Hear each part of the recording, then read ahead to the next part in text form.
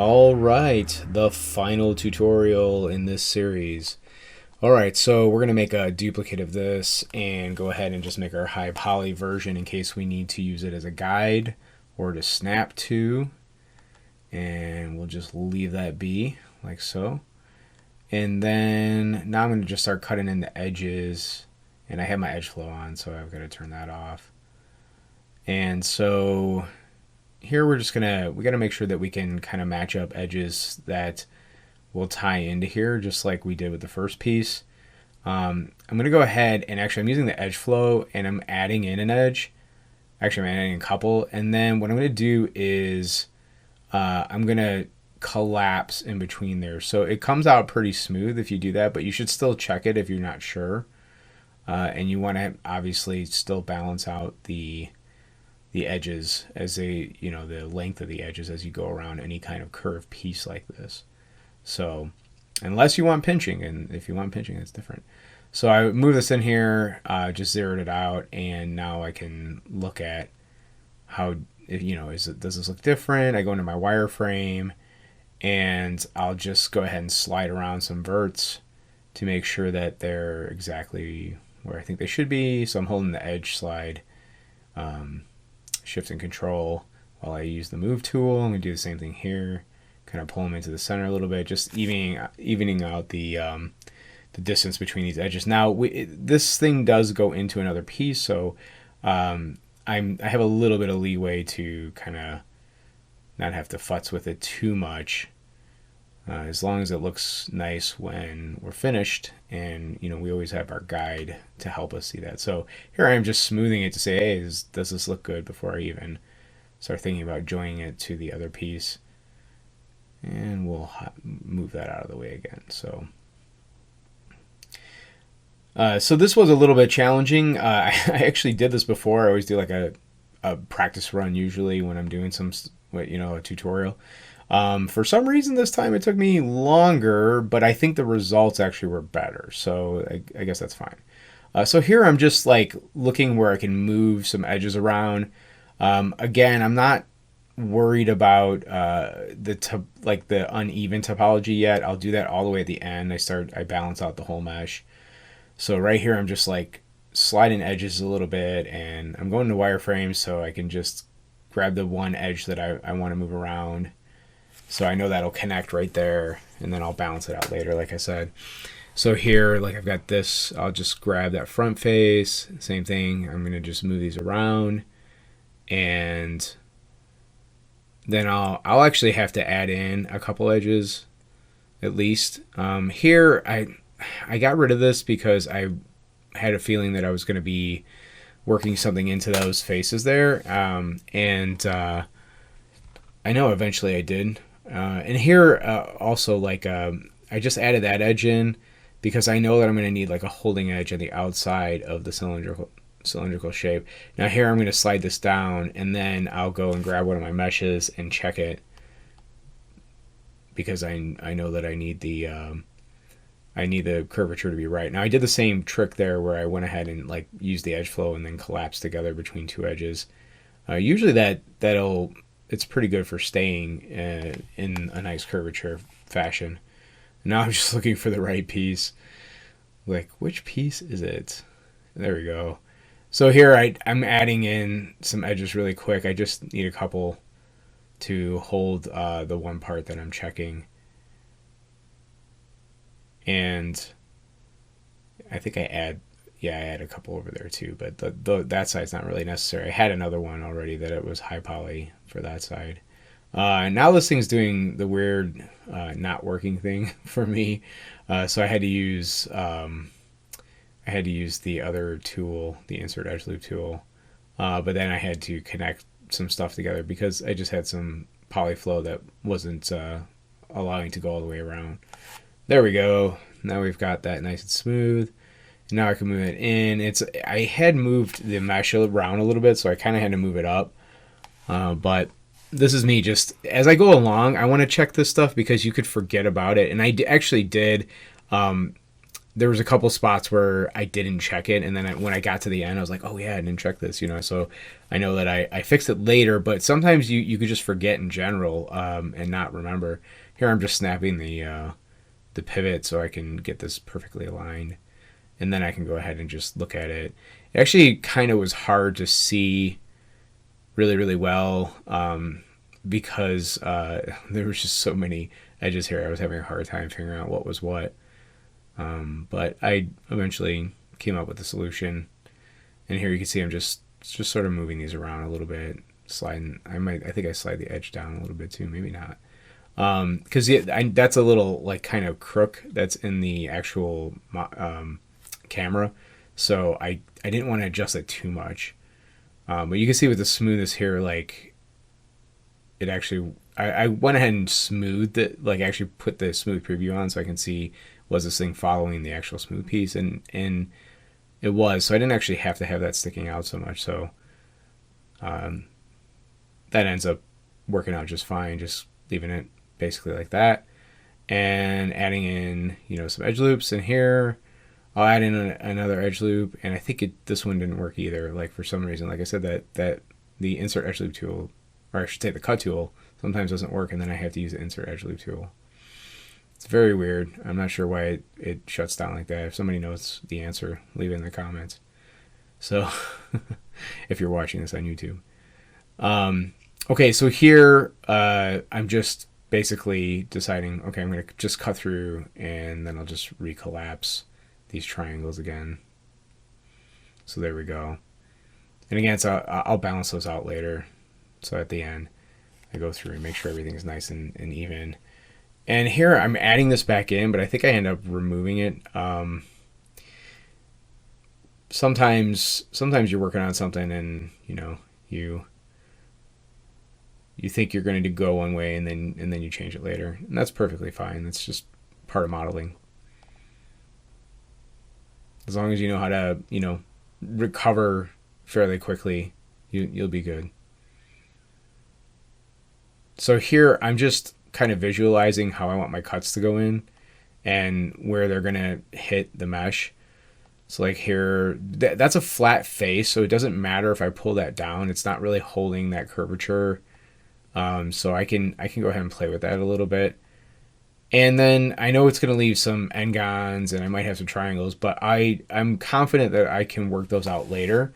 So here, this is where I'm working on trying to like visualize what I'm doing here, and it actually took me longer than it normally does, but I think it's because I had like a 6-7 hour meeting at work today, and I think my brain was just like vamped from that meeting, and I just like was tired, so I wasn't doing as well as I normally could, but I needed to get this tutorial done for the learners out there. And yeah, anyway, that's my excuse. I'm sticking to it. So here I am, like I said, just sort of looking at this and kind of in my mind drawing out the lines and seeing where they're going to go. I know I'm going to have an n-gon there and then some kind of triangle there, so I'm just working this out.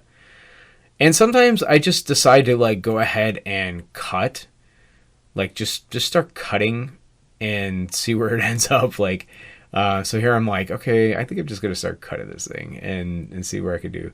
Oh yeah, so I had to, because of that piece that sticks out, I went ahead and basically redirected the edge flow and kind of the shape of the cylinder a little bit. That's what I'm doing right here. I'm also going to move that holding edge in a little bit, and I do check that later with the reference mesh that I did the photogrammetry with, so it is pretty close to it. And so here I'm just trying to like balance in between the two, but it doesn't really matter because they actually both had pretty much a pretty rounded bevel. So I'm just used to like on the smaller parts, I was assuming that they were a little bit tighter bevel, but after I looked at it, so I'm going to look at it, and then I realized, nah, they're pretty rounded. So I'm just I like getting the, yeah, so there you go. They're both about the same, so it didn't really matter. I thought I was going to have a tighter bevel there. That's why I was going to have it closer to the edge. So there we go. And Actually, so I don't know if you call it a bevel. That would actually be a fillet. I think that's, or fillet. I don't know, I'm saying that wrong. So there's like a chamfer is like kind of an angled edge, and then a fillet is kind of more of a rounded edge. I looked that up the other day because I think in one of the tutorials I was mentioning the names. I was like, wait, I'm confusing myself. What's the difference? So I went ahead and looked it up. So double check me on that. I'm pretty sure it's the fillet that's the kind of a rounded edge. And the chamfer is like a angled, like sliced edge kind of.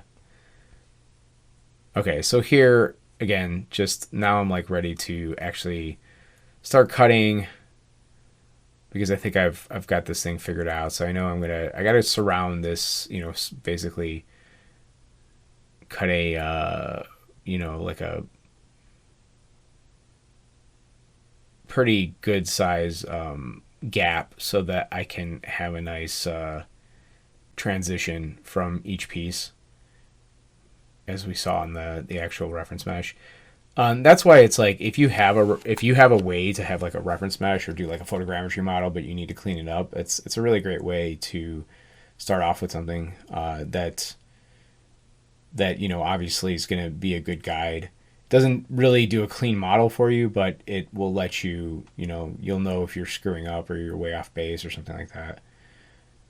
For this, I'm really more just trying to show technique than I'm worried about being exactly the way I need to be. So here I'm basically going to cut around this area so that I can basically make this, all quads. And yeah, so I'm going to do something like that. And then later I'll look at the curved mesh that I have and make sure that it's matching the curve mesh. Now here again, like you see me doing these pauses, these long pauses, because I just was having like a challenging time figuring this one out. And like I said, I have my excuses that I was tired. But when I did it the first time, I kind of cruised through this really, really fast. But the second time, I kind of just for some reason was not with it.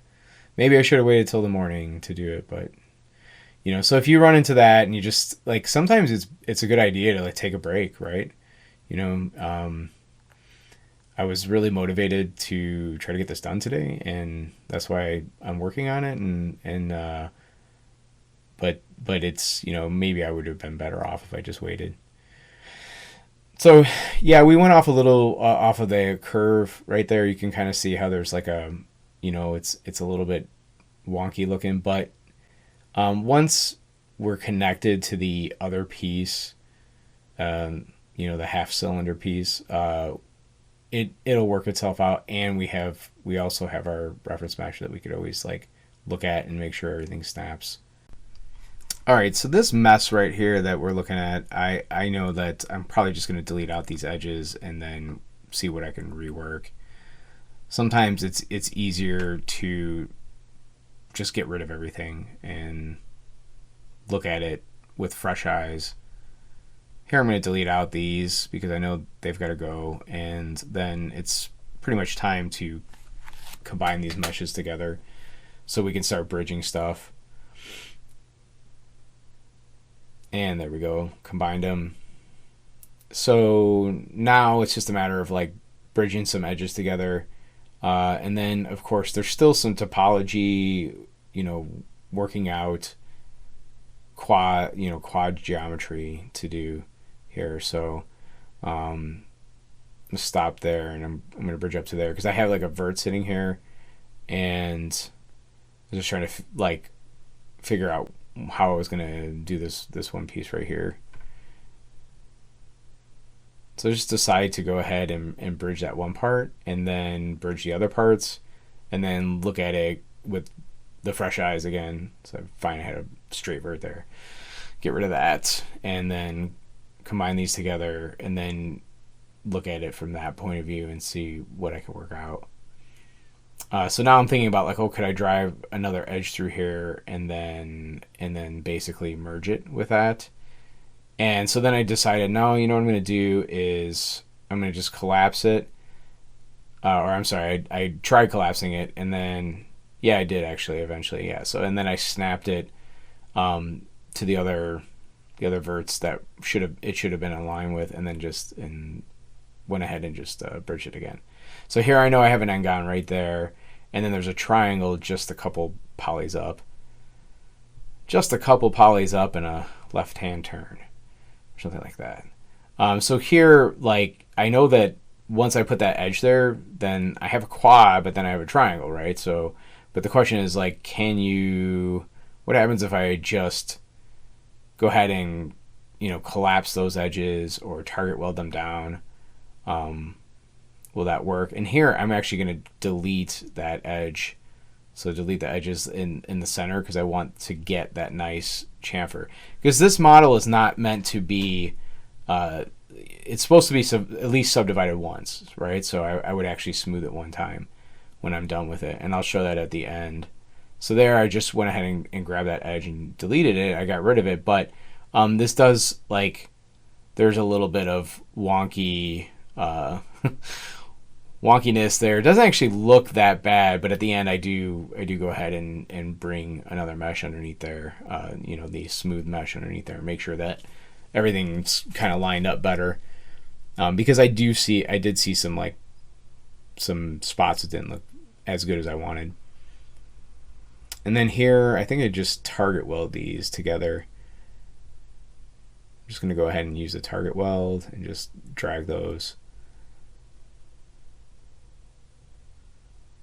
And right here, it felt like I caught something in the back, and so I undid it and then redid it because I don't. It's so easy to accidentally mess with something that's like behind the mesh, so I didn't want that to happen. I need something to connect this in to turn that corner to get that little sidewalk edge there, if you will. And so I was like, wait, do I want to, I was thinking about bridging it, but then I decided no, that I was doing it the right way. It's just that's a tricky edge looping right over there. It was like, or tricky edges to work out because that was, I did the pieces like one at a time. So I was coming up with a solution for the one piece, and then I needed to come up with a solution, for the first pieces in the earlier tutorials, and then I needed to come up with another solution for this. I needed to be different, and so some of the edging kind of almost didn't make sense. But again, I'm doing this in stages because I want people to be able to walk through this in different stages and not all in one. Like if I do everything at one time, it'll seem like kind of overwhelming. Whereas if I do it in like one piece or a couple pieces at a time, then it becomes a lot easier. So here I'm trying to figure out like where I'm going to work that edge into. And I do end up adding a extra edge on basically that bevel curve that's you'll see in a second. It's kind of hard to explain. But I decided to like make that into a triangle. At first, though, I was thinking about like, oh, I can bring it out here and then move it down. But then I couldn't do that right because I was within the fencing area. So I had to think about it a different way. So I decided to just make this a triangle and then run an edge into it. So I think I might jump off of it here, and sometimes when I'm not 100% sure what I want to do with something, I'll just move on to something else for a little while and work on something else. I'll let it kind of stew in the back of my mind. So that's what I'm doing right now. And I'm looking at this saying, okay, what do we got left? How does it look so far? Is it like way off? Do I see any blurring problems? And here I'm coming back to it and just thinking about where I can tie this in. So I decided, okay, so I'm just going to make that a triangle. And then I'm going to tie it into this n-gon that I have. And I'll fix the n-gon with this.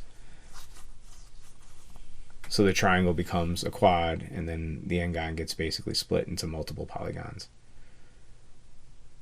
So here, I'm just going to go ahead and just add that there. I put on the edge flow so that it does put a curvature in there, which, you know, it can mess up your stuff too. So I don't want to say that that edge flow thing is perfect, and definitely turn it off when you're not using it. That's what I just did there. I turned it off. I was like, nope.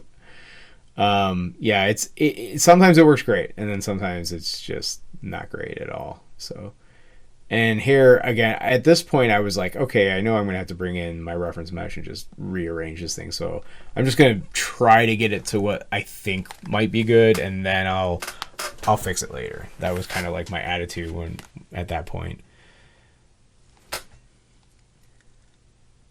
So here I'm just I was looking at it from like a different angle, from the top angle, and I was like, oh man, this, like, I got to go into the orthographic view and just straighten some of these out because they look terrible. Like they weren't in line with the edge that they should have been in line with, like, or that front vert.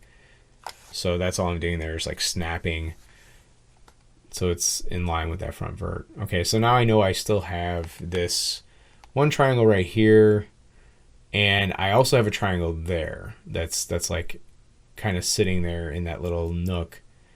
And so my solution was just to basically connect the two. So I'm redirecting the edge flow and just connecting the two, which makes two quads. And, you know, it's yeah, it's not the prettiest thing in the world, but sometimes you got to do what you got to do. If it's in a flat area, you really don't have that much to worry about. You can get away with a lot in a flat area. I mean, technically, you could even get away with a triangle. I'm just trying to show this without any triangles because it's, for example, okay, so cutting all that stuff off, that was it. That was basically the finished model, except for I haven't balanced out all the edges yet because I like to make everything nice and balanced because I've got all these things that look wonkadoodle and uneven. So here I am, I'm just going to go through the whole model, and actually I'm playing this at like 3 times the speed now because this is sort of boring and anybody can understand that, you know, what a balanced mesh looks like. So here what I'm going to do though is I'm going to like use a grow selection to grab all of the verts except for the stuff that's, well, all the verts within the fencing, not including the fencing, and then I'm going to do an average verts. But if you notice, like, I went and tried to move the edges. If you balance out the outside edges first, then the inside stuff, basically when you average it works out really well. But if you don't, it'll just average to wherever, you know, those uneven spaced verts are. So here I'm just, you know, just looking at this and saying, okay, how can I make this look more pretty and kind of balance it out. And this is, again, I've said this a bunch of times through these tutorials, this is an exercise in showmanship. I mean, I could just smooth the mesh and make sure it matches and leave this stuff, like some of the stuff not, you know, balanced out and evened out, and nobody would know the difference, like if you were just rendering the model. But it's when I put this on a portfolio, or I'm trying to, you know, I'm showing an employer, I want to show you my meshes, I want them to look at it and be like, wow, this is clean, like this looks really good, like even just from the wireframe. So and by all means, like, I wouldn't say this was like my perfect best wireframe ever, even when I'm all finished with it, but it's not bad. It's decent. So here, just the same thing. I'm going and just evening these things out, just making sure that they're kind of nicely spaced. And then I'm going to add in some edges here. I'm saving this. I got that paranoid feeling that it might... I didn't feel like it was going to crash. I was just like, I got that paranoid feeling. I better say this. So here, because of this triangle, I actually, or I shouldn't say triangle, but just like that edge redirection, I had to actually just do a slice all the way down and then just collapse that right there. So that was the way I handled that. And then here I'm just gonna, again, like, flatten stuff out and make sure that it's just nice. And so now almost the entire mesh has pretty even spacing, but this part in here I've actually never used the average verts on. this whole time I was working. So now I'm going to just average verts, and then it looks even more even. So yay, that's good stuff. These look a little wonkadoodle to me. That's an industry term, by the way, wonkadoodle. So I was just trying to move this thing out so I can put in the right layer. And so yeah, so there, I put a soften edge on so you can kind of just see what it looks like. And this is what it looks like, just smooth. And so there's a couple spots where it doesn't look exactly how I didn't like where the verts were. But now I'm pulling out like the reference mesh to see like how well is this thing matching up to the reference mesh, because of the fact that I knew in these areas where I added an extra edge in there, I was going to probably have to balance that out. So, and I'm just looking to see if there's like any anomalous like spots where the mesh just doesn't look like it's aligning at all. The two meshes are a little bit different because there's larger bevels. Now, so here I go into wireframe and I notice that, okay, yeah, that's like really off. And that was, of course, the area that I added. So this is where, you know, hey, I'm going to fix this up, balance it out. And so I'm just basically straightening it out. I had to pull it over a little bit so I can see it because it's kind of penetrating the other mesh. So here I'm just scaling it on the two axes so that it gets straight. And then I can come into the wireframe and then just look at the other. This is where I'm looking at the other mesh underneath and making sure that it's sitting, you know, just right above. And then here I'm looking at this and I'm saying, well, if I added that extra edge loop in, so I actually can move this whole edge down and make it even with the part that's going into that front half cylinder that I added. So I'm just readjusting everything and then pulling it out so that it's nice and balanced with the smooth mesh underneath. And here I'm sort of guessing at where these should go, just, you know, because I've done this enough times that I figured I could figure it out. And then, of course, I'm going to check it once I turn the shading back on. Okay, so there I wanted that to be a little bit tighter, so I just sunk it in just a tiny bit. This actually, so somewhere along the line I sort of changed this model a little bit. There was some penetrating, but it wasn't really a problem. So now I'm just going to move this in a little bit just to space these out better, because now that I've sort of moved everything around. And then this is where I'm looking at these little you know, the surrounding edges, like the sidewalk edges around this piece, and just making sure that they look balanced and straight and stuff like that. So just moving them around just a tiny bit. I see there's kind of like some weird stuff going on here, and there's some edges that are sort of close together here that I didn't think should be that close. So I move those around a little bit. And like I said, this is just me being like meticulous. Like, okay, I'm finishing the model. I want it to look good. Showmanship. So, and mesh-wise, everything's good. Everything is like, it's pretty good. Now, so yeah, this is one of those things where when you look at that, you can kind of just tell, like, hey, why is this not, you know, like, how come they're not kind of going with the same distance and stuff like that? So I'm just doing like those little adjustments. Some of the areas you can't quite do that because of the fact that they're so close together. So there's no way to avoid having to sort of have like those little edges like kind of tight, where the like the tangent of the front half cylinder almost touches the right side of the model, you know. So here I'm going to go ahead and just duplicate this thing and actually put the smooth on it, so you can actually see what it looks like with just this one smooth level on it, so you can see how the wireframe looks.